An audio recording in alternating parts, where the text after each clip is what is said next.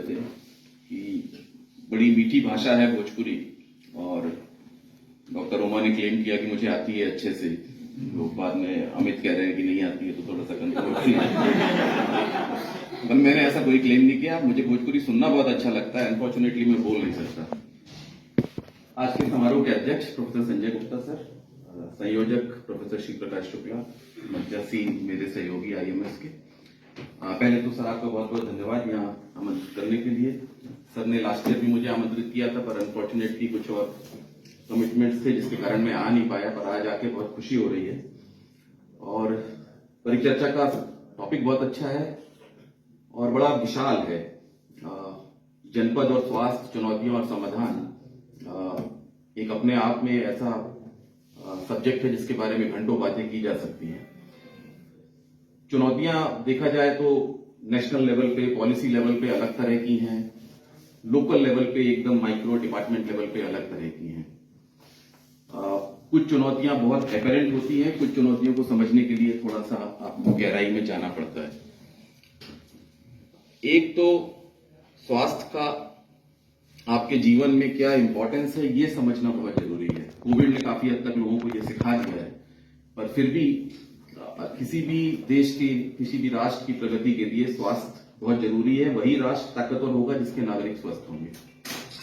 आज से कुछ साल पहले एक भ्रांति सी थी कि जो सरकारें होती हैं, जो देश चलाती हैं, उनको अपना फोकस और विषयों पर रखना चाहिए, जैसे रक्षा है या जनरल गवर्नेंस है, और स्वास्थ्य जैसे विषय पे ज्यादा पैसा ना खर्च करके इसे निजी क्षेत्रों के लिए छोड़ देना चाहिए।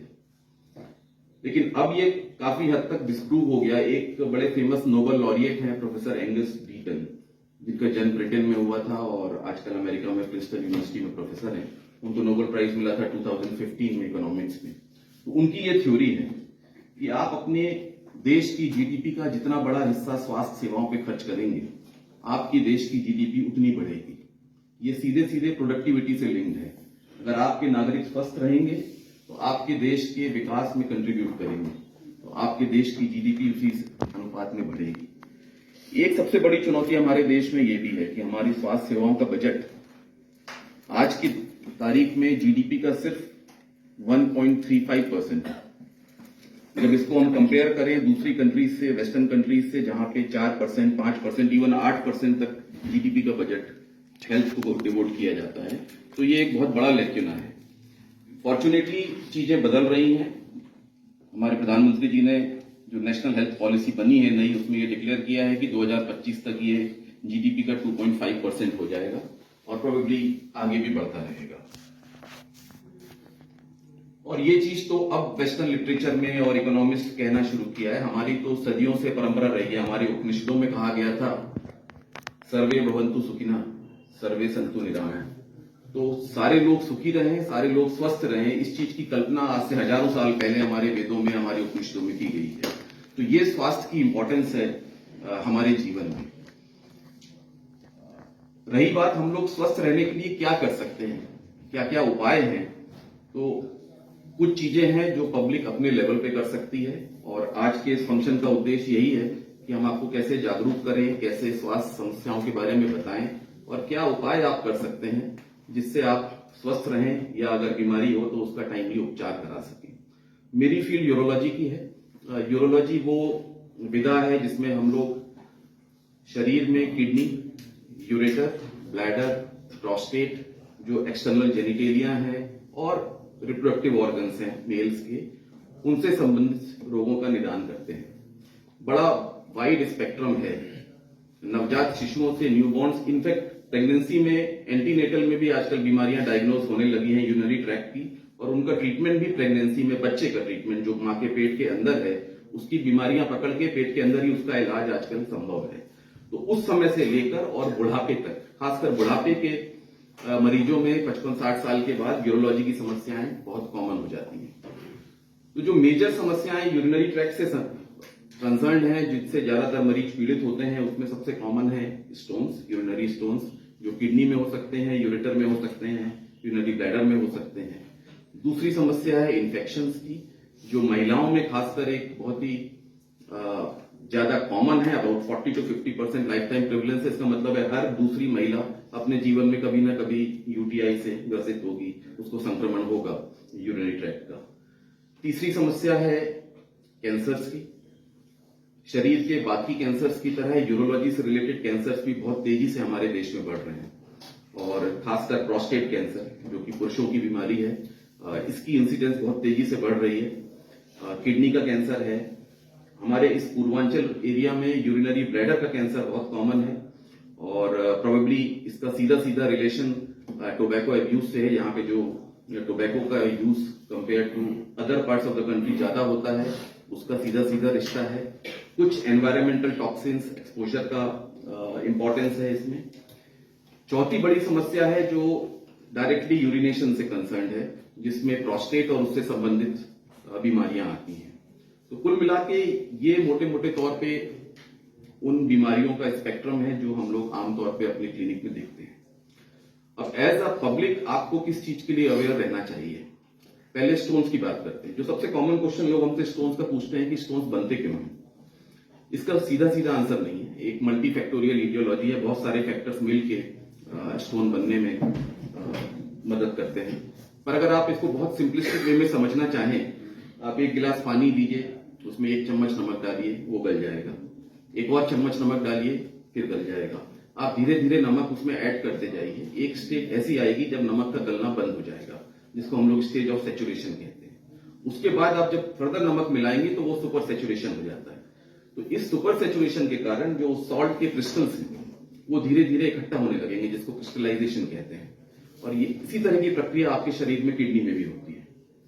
जब पानी की कमी हो और सॉल्ट्स मतलब जिसको कैल्शियम, ऑक्सलेट, यूरिक एसिड जिनसे पथरियां बनती हैं, इस तरह के कॉन्स्टिट्यूएंट्स की एक्सेस होती है, तो वो धीरे धीरे आपकी किडनी में क्रिस्टलाइज करना शुरू कर देते हैं। ये एक बहुत ही सिंपलिस्टिक एक्सप्लेनेशन है, इसमें बहुत सारे फैक्टर्स इन्वॉल्व हैं। कुछ ऐसी चीज हो सकती है जो आपकी किडनी से यूरिन को नीचे आने से रोक रही है, तो यूरिन स्टैग्नेंट है, एक जगह जमा रहती है, तो उससे हो सकता है। पर आपके लिए ये समझना जरूरी है कि आप स्टोन्स को बनने से कैसे रोक सकते हैं, क्या उपाय कर सकते हैं। एक तो ये है कि आप ग्लास का पानी कम मत होने दीजिए। इसका मतलब ये है कि आप अपनी बॉडी का हाइड्रेशन अच्छा रखिए, आप लगातार पानी अच्छे से पीते रहिए। अगर कोई सॉल्ट है भी, कोई क्रिस्टल है भी, तो वो फ्लश आउट हो जाएगा, वॉश हो जाएगा। दूसरी चीज ये है कि आप जितनी चीजें इस तरह के क्रिस्टलाइजेशन को प्रमोट करती हैं, उनको कोशिश करिए अवॉइड करने की। तो जिन जिन चीजों से स्टोन बनने की टेंडेंसी बढ़ती है, उनको आप अवॉइड कर सकते हैं। अब ये एक ऐसा फैक्ट है जिसको लेके सबसे ज्यादा लोगों ने दुष्प्रचार किया है, भ्रांतियां फैलाई हैं। जैसे ही आपके परिवार में किसी को स्टोन डायग्नोज होता है, आपके पड़ोसी, बुआ, मौसी, चाची, गांव का वैद्य ये राय देते हैं कि आप टमाटर बंद कर दो खाना, आप पालक खाना बंद कर दीजिए। ये एकदम ही गलत है अपने आप में। पहली चीज तो हमें ये नहीं पता कि जो स्टोन बना है वो किस चीज का बना है। सारे स्टोन एक जैसे नहीं होते। तो ऐसे में अगर आपको मान लीजिए कैल्शियम ऑक्सलेट स्टोन नहीं है और आपने पालक टमाटर बंद कर दिया है, तो आपका स्टोन बहुत तेजी से बढ़ने लगेगा, साइज में गलने की जगह वो बढ़ने लगेगा। तो जो आप उपचार करना चाह रहे हैं उसका प्रभाव उल्टा पड़ेगा। तो कोई भी ऐसी चीज आपको अपने खाने से बंद नहीं करनी है जब तक आपको स्टोन का कंपोजिशन ना पता हो। और स्टोन का कंपोजिशन तभी पता लगेगा जब उसका इलाज हो और स्टोन को लैब में भेजा जाए, जो बहुत कम परसेंटेज ऑफ केसेस में होता है। जो जनरल मेजर्स हैं जो असर कर सकते हैं, जैसा मैंने कहा, पानी का इंटेक अच्छा रखिए। ये एक दूसरा भ्रांति का सोर्स है। जब हम कहते हैं कि पानी का इंटेक अच्छा रखिए, तो कितना पानी? हमारे पास पेशेंट्स आते हैं जो 8-8 लीटर, 10-10 लीटर पानी दिन में पीते हैं, बिकॉज उनके दिमाग में ये बैठा हुआ है कि आप जितना ज्यादा पानी पी सकते हैं उतना अच्छा रहेगा। ये एक्चुअली आपके लिए हार्मफुल है। बॉडी में हर चीज एक मॉडरेशन के हिसाब से डिजाइंड है। आपको उतना ही पानी पीना है जितनी आपकी बॉडी को आवश्यकता है। आप जितना एक्सेस वाटर पीते हैं वो सारा लोड आपकी बॉडी के ऑर्गन्स पे पड़ता है, किडनी पे पड़ता है, यूरिनरी ब्लैडर पे पड़ता है, क्योंकि उसको हर बार उतनी यूरिन प्रोड्यूस करनी पड़ती है, ब्लैडर को उतनी यूरिन बाहर फेंकनी पड़ती है। तो धीरे धीरे आपके ब्लैडर में चेंजेस शुरू हो जाएंगे, आपका ब्लैडर वीक होने लगेगा, आपकी किडनीज डैमेज हो सकती है। कितना पानी एक आम इंसान को पीना चाहिए? अगेन इसका कोई सीधा आंसर नहीं हो सकता, क्योंकि कोई एक ऐसा इंसान है जो बाहर धूप में काम करता है, ट्रैवलिंग का जॉब है, उसको पसीना ज्यादा निकलता है। एक आदमी एयर कंडीशन ऑफिस में बैठ के काम करता है, उसको इनसेंसिबल लॉसेस कम होते हैं, पसीना वगैरह कम निकलता है। तो अगर कोई रियली इंटरेस्टेड है अपने लिए सही पानी की मात्रा जानने में, तो हमारी सलाह ये होती है कि आपको 24 घंटे में इतना पानी पीना है कि आपका रोज का यूरिन आउटपुट 1.5 से 2 लीटर हो। आप दिन भर में 1.5 से 2 लीटर पेशाब करें, और ये पता लगाना बहुत आसान है। आमतौर पे एक इंसान एक बार में 350 से 400 ml यूरिन पास करता है। तो अगर आप दिन में 4 या 5 बार यूरिन जाते हैं तो इसका मतलब है कि आप 1 से 1.5 लीटर यूरिन पास कर रहे हैं आमतौर पे। सेकेंडली, यूरिन का कलर नोटिस कर सकते हैं आप। क्लियर यूरिन होनी चाहिए, बहुत high colour, dark yellow urine का मतलब है कि आप डिहाइड्रेटेड हैं। अगर क्लियर यूरिन है तो इसका मतलब साफ है। खान पान में क्या परहेज आप स्टोन्स के लिए कर सकते हैं? 2 चीजें जो करीब करीब सारे तरह के स्टोन्स में बचाव का काम करती है। पहला है सॉल्ट, जो नॉर्मल खाने में नमक होता है। तो खाने में नमक की मात्रा को रिस्ट्रिक्ट करिए। जो रिकमेंडेड अलाउंस है वो अबाउट 5 ग्राम पर डे का है। 24 घंटे में 5 ग्राम से ज्यादा नमक लेना अवॉइड करिए। सेकेंड है एनिमल प्रोटीन्स, चिकन, खासकर रेड मीट, फिश वगैरह आप खा सकते हैं, पर चिकन मटन जैसी जो चीजें हैं इनको मॉडरेशन में लीजिए। हफ्ते में 1 या 2 बार लेने में कोई प्रॉब्लम नहीं है, पर डेली सुबह शाम नॉनवेज खाना is a strong source of urinary stone formation. इसके अलावा जितनी चीजें हैं, जितनी सब्जियां हैं, जितने सीरियल्स हैं, जितने ग्रेन्स हैं, आप एक बैलेंस डाइट नॉर्मल मात्रा में ले सकते हैं। हम में से कोई ऐसा नहीं है जो सुबह शाम 4 टमाटर खाता हो। सब या तो सलाद में या सब्जी में या दाल में कहीं टमाटर एक पड़ा है उस तरह से खाते हैं, which is perfectly all right. तो सारी चीजों को एक बैलेंस्ड अमाउंट में लेना है। पानी का इंटेक अच्छा रखना है, यूरिन आपकी फ्लश आउट होती रहनी चाहिए। ये जनरल मेजर्स आपके स्टोन के लिए सफिशिएंट है। सेकेंड रहा इन्फेक्शंस। इन्फेक्शंस के लिए महिलाओं और पुरुषों में बहुत अंतर है। ज्यादातर इन्फेक्शंस एटलीस्ट 45-50 साल की उम्र तक यूरिनरी इन्फेक्शन महिलाओं में कॉमन होते हैं। 50 की उम्र के बाद महिलाओं और पुरुषों में इंसिडेंस बराबर हो जाती है। महिलाओं की शारीरिक बनावट ऐसी है कि उनमें इन्फेक्शन ज्यादा कॉमन होते हैं। ये एक बड़ा मिसनॉमर है लोगों में कि मैंने गंदा टॉयलेट यूज कर लिया इसलिए मुझे इन्फेक्शन हो गया। कुछ महिलाएं दिन भर ऑफिस में काम करती हैं, टॉयलेट नहीं यूज करती क्योंकि उनको ऑफिस का टॉयलेट गंदा लगता है। उनको ये डर है कि अगर मैं उस टॉयलेट में बाथरूम करने गई तो मुझे यूरिन का इन्फेक्शन हो जाएगा। आपको इन्फेक्शन भले ही ना हो, पर जो आप सुबह 10 बजे से लेकर शाम को 5-6 बजे तक अपनी यूरिन आपने रोकी हुई है, वो आपके लिए डेफिनेटली हार्मफुल है। इन्फेक्शन होने के चांसेस तो बहुत कम है बाहर के सोर्सेज से। ज्यादातर इन्फेक्शन जो महिलाओं में यूरिन में होता है वो बैक्टीरिया उनकी बॉडी से ही आते हैं, क्योंकि लेट्रिन का रास्ता और यूरिन का पैसेज पास है।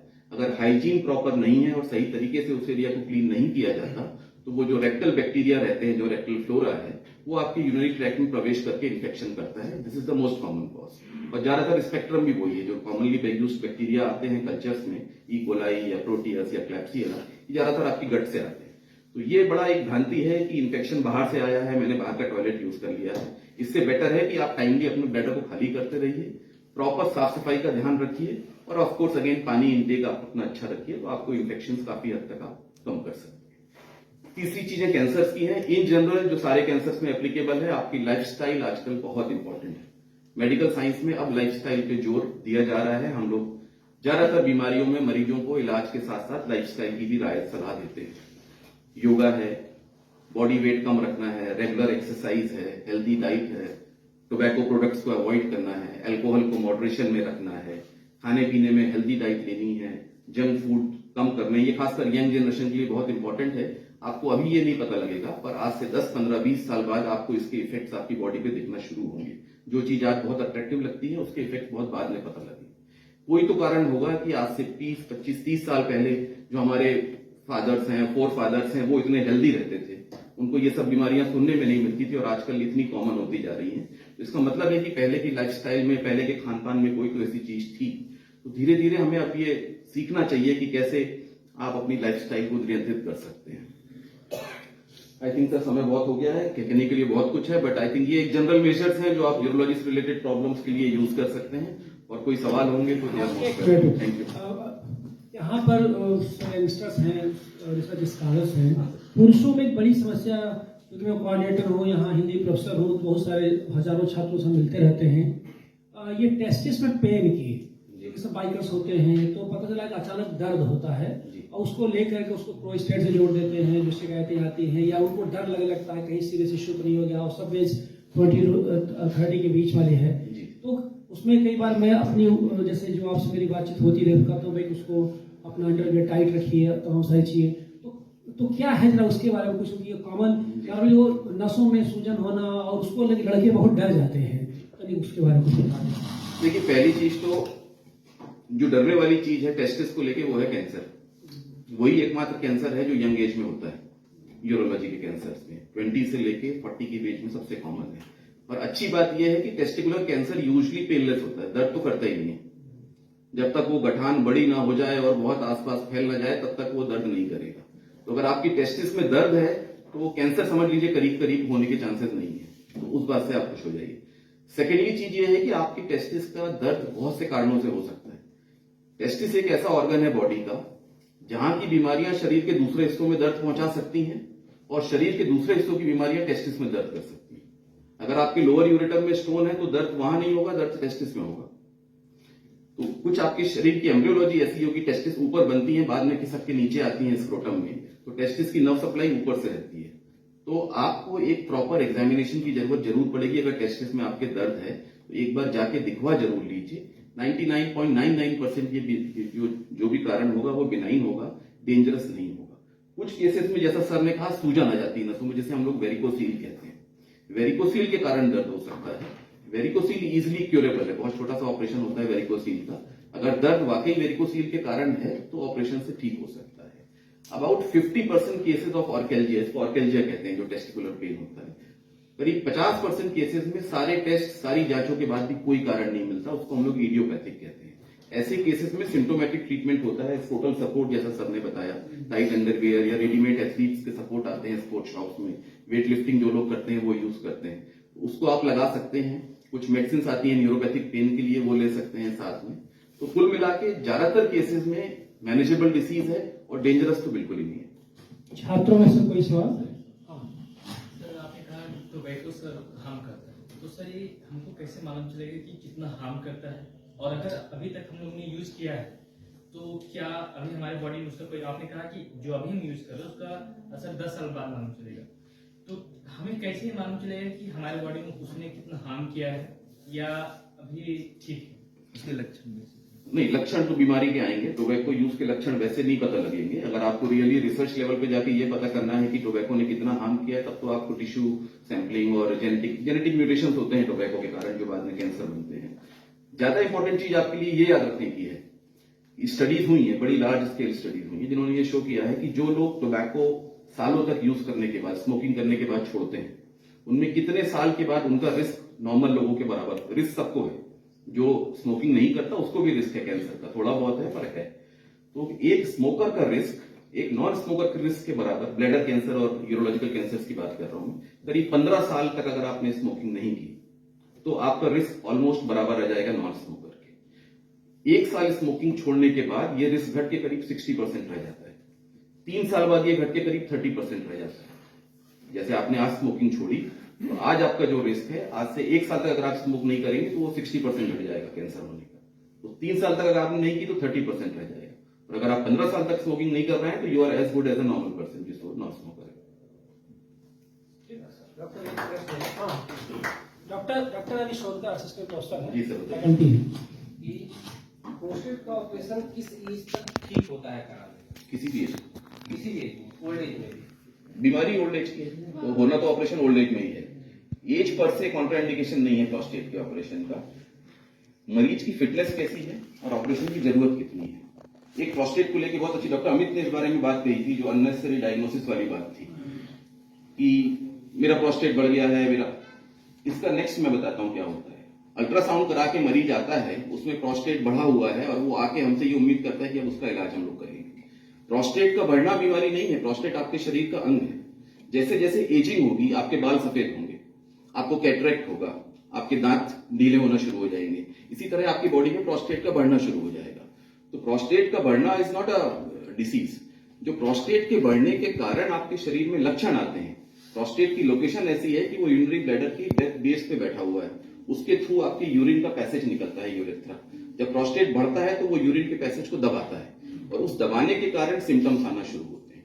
तो जब सिम्टम्स आने लगे तब ट्रीटमेंट की जरूरत है। सिंपली बढ़ा हुआ प्रोस्टेट अल्ट्रासाउंड में ट्रीटमेंट की जरूरत नहीं है।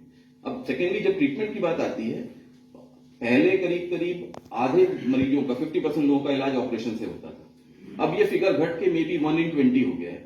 20 में से 19 लोग, इतनी अच्छी मेडिसिन आजकल अवेलेबल है कि आप वो दवाइयों से बहुत बढ़िया कंट्रोल रहता है। जिनको ऑपरेशन की जरूरत है उसमें एज पर से हम लोग 95 साल की उम्र में भी ऑपरेशन करते हैं प्रोस्टेट का।